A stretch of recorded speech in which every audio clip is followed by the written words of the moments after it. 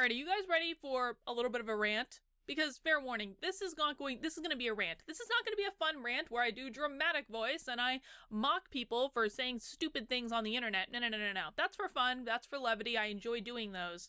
This is going to be a serious rant because I'm kind of lit right now. I am really, I just can't with these people anymore, guys. I can't with these people who have absolutely no principles whatsoever. Absolutely none. And listen, sometimes I'm like purposefully naive about things. I really want to see the best in people. I want to think the best in people. I want to assume that people have positive intent. These people, though, I have no use for them any longer. So a couple hours ago, I posted a video talking about how Fire Chris Hayes is trending on Twitter because Chris Hayes last night had the gall to be a journalist to actually do his job and report the allegations against Joe Biden that we've all been talking about for weeks. Right? This was not new information to literally anyone who's been paying attention to anything. We've been talking about this stuff for a while. Last night, Chris Hayes reported it. People got mad that Chris Hayes had the temerity to talk about the allegations and send all sorts of mean things about him on Twitter. Whatever. That was kind of funny. You reap what you sow and all that nonsense. But while I was recording this video, I kind of paused it. I was like, I wonder what Tirana Burke thinks of all this. And that was an honest question because Tirana Burke is the woman who started the Me Too movement. She started it way back in like 2007 and she didn't get any attention for a lot of years. And I was always very impressed with her. I thought that, we're going to talk about that, but when I first started learning about her, I saw her keynote a conference that I went to, and probably got a fat check for that keynote, which we're going to talk about, and talking about how she started this to give young women a voice when they had been assaulted, and to let them know that they were not alone, that it wasn't just them, that this happens to other people, that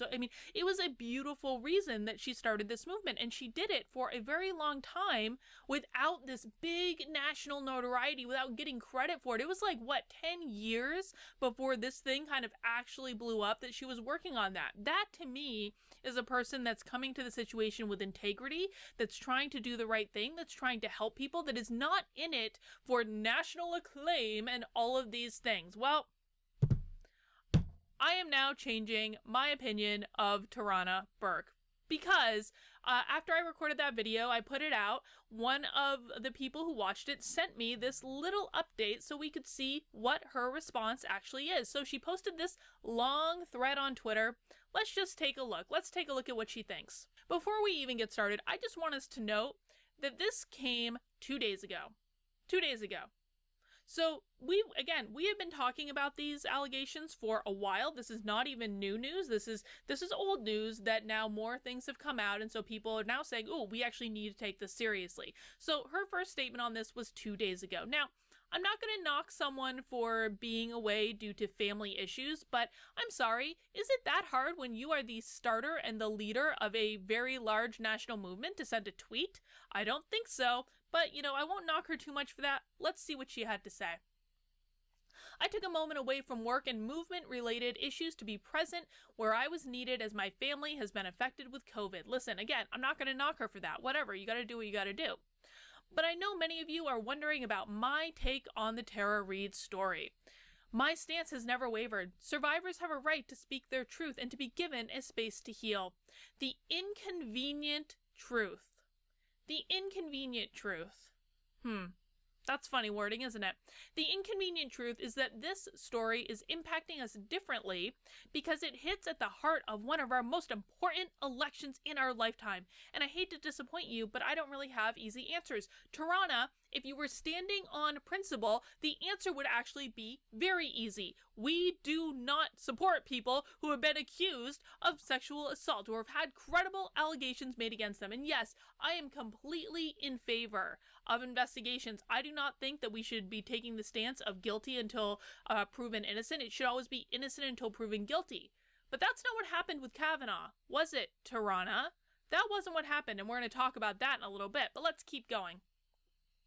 There are no perfect survivors, and no one, especially a presidential candidate, is beyond reproach. But he seemed to be beyond reproach up until 2 days ago. 2 days. So where does that leave us? In a just world, we'd have a transformative approach to dealing with claims of sexual violence, where a survivor's story is given fair consideration and they are made whole by a process that supports both accountability and healing. This is doubly important when outsized power dynamics are involved, but we don't have that right now. Tirana, you have now been working on the Me Too movement for 13 years. 13 years. And for the last, maybe 4 of those years, 3 or 4 of those years, it's been a pretty high-profile movement. You've had access to a lot of resources. What have you done in the past couple of years to help create those processes, to put those in place? What have you done besides running around the country, giving keynotes and writing books or whatever the heck you've been doing to get fat checks? What have you done to actually elicit change? And again, I'm going to be very clear. I give this woman a ton of credit for starting this movement, for coming from a good place, for acting with integrity. I truly believe there was a point when she was acting with integrity. I now believe that she's acting to maintain her status and maintain her power, because if Joe Biden was a Republican, this would not be the response.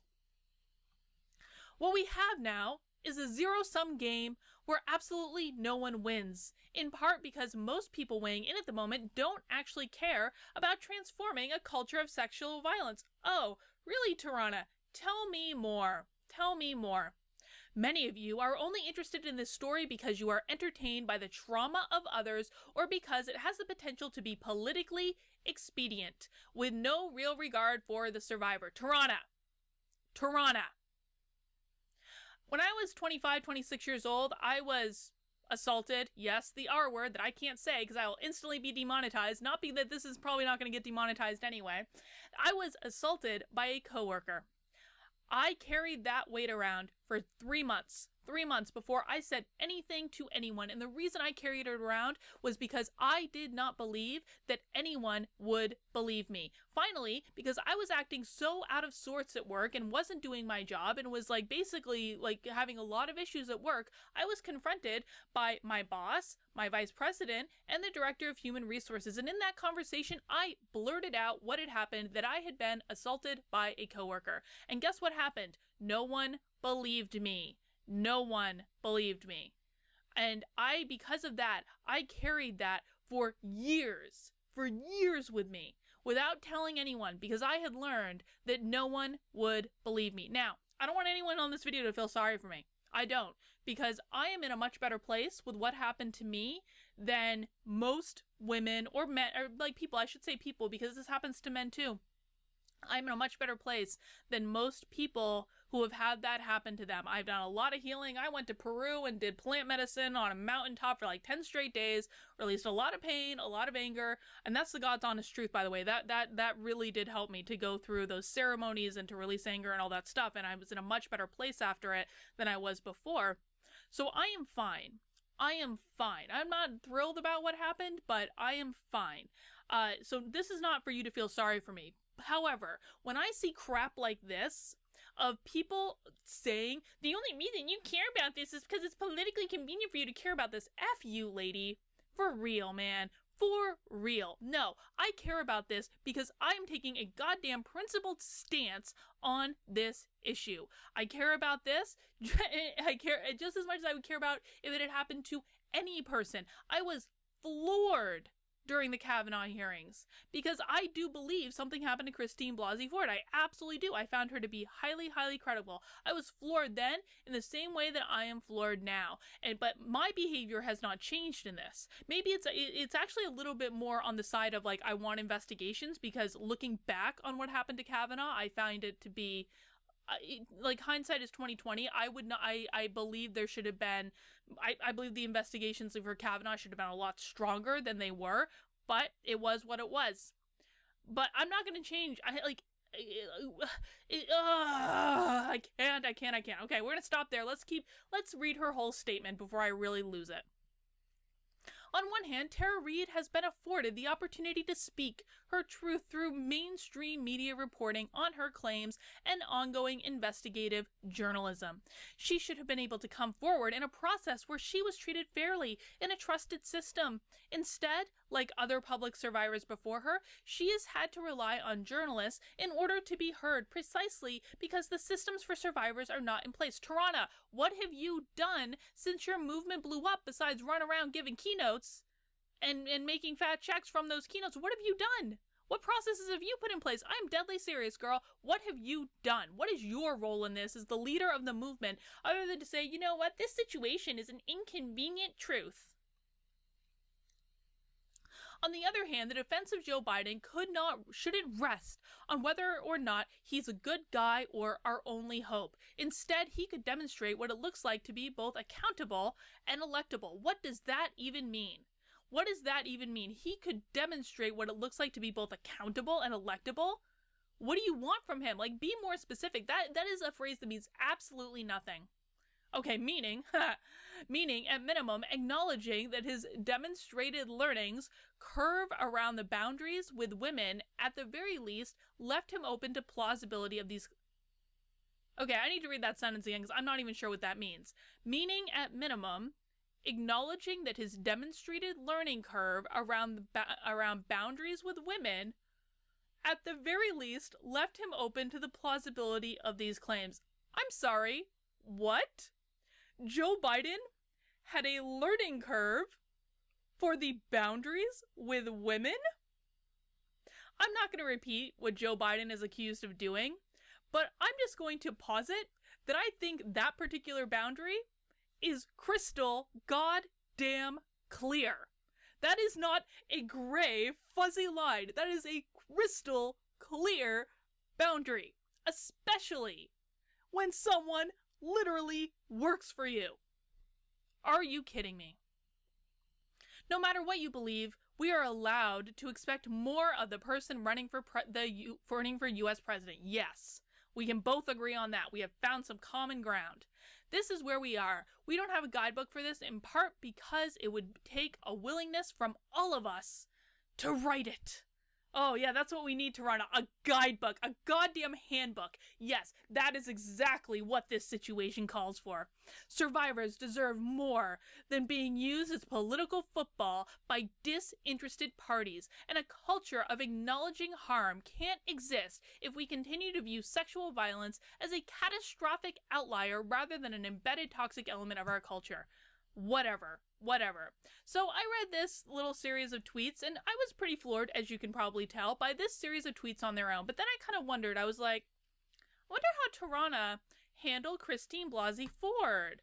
Oh, and look at this article on Huffington Post. Me Too founder Tirana Burke writes love letter to Christine Blasey Ford. Does this seem like a love letter to Tara Reid? I don't think this seems like a love letter. Let's look. And this was actually like a physical letter. Hashtag Dr. Ford love letter. Dear Dr. Blasey Ford, we witness you show up for duty, not as a superhero, but as a fully human woman. You showed us that the new hero, the kind of heroicism called for in this moment, is a woman facing the patriarchy with no weapons other than her voice, her body, her truth. Thank you, Dr. Ford. That seems like a little bit of a different reaction, doesn't it? Does anyone want to take a guess as to why? And what I did next, just for shits and giggles, is I went and I looked at the Me Too movement's social media to see, has there been any statement, any response to these allegations from Tara Reid? Have they made any statement? Have they written any love letter? Let's just take a look. Yesterday, reminder to join us today for our virtual Power Hour lunch. Nope, that's not it. As a sexual violence awareness month, as sexual assault awareness month comes to a close. It is literally sexual assault awareness month, folks. How about that? We continue to lift up the experiences of survivors and highlight the many effects that sexual violence have on women. However, we know that too often the experience of Black survivors go unrecognized. So not saying anything about Tara Reid, but, talking in generalities about, intersectionality nonsense. We're feeling instantly calmer while watching this interactive meditation from the New York Times. Oh, wow. On April 24th, they were watching an interactive Meditation from the New York Times. Yeah, that definitely seems appropriate. It's really hard to overstate the critical moment we are in as people, given how this virus has ripped through our community. Okay, so we're talking about COVID there. Listen, they didn't say nothing. They didn't say nothing. So I thought maybe on their website there would be something. Let's take a look on the Me Too website, their blog. Me Too released a statement in the wake of Weinstein verdict. That was their most recent blog post from February 24th. They haven't released anything there about media. Let's look under media, Tirana. Survivor stories, HBCU tour, this is the Me Too movement, blah, blah, blah, blah, blah. Look at her. She looks so pretty giving her TED talk, and I'm sure that's a great talk. And on the news, in Time magazine, on the cover of Time magazine. But not saying anything about Tara Reid. Not doing any of that. Let's see press. There must be something in the press section, right? Press. Me Too voter response to COVID-19 for sexual assault survivors, because yes, sexual assault survivors, and again, I say this as one, we definitely need a very specific response to COVID-19. Are you... What? Tirana... Oh, but she did this InStyle interview. Tirana Burke can barely say Me Too in a conversation. Here's how she's bringing the movement forward. Obviously, not by standing up for people who have made credible allegations against a dude running for president. So look, folks, listen. I will be the very first to say that we should not presume Joe Biden's guilt. We should not. There should be an investigation. These are old allegations. But as more and more information comes out, this isn't even about that to me. This is about the response from the left. The absolute and total hypocrisy of these people who only speak up against these things when it is politically expedient. And I just don't know what more proof you need about this. I don't know. This is the literal founder of the Me Too movement. I don't know what more proof you need to say that this movement has, jumped the shark, if you will. It is all a political game at this point. This is not about helping survivors. This is not about helping people. This is not about standing up for people who've been the victim of assault, harassment, all those things. This is about power. This is about maintaining status and getting the people that we want to be elected. And that is it. That is it. This movement is dead, so far as I'm concerned. And if I never hear or have to talk about them again, I will be completely happy with that outcome.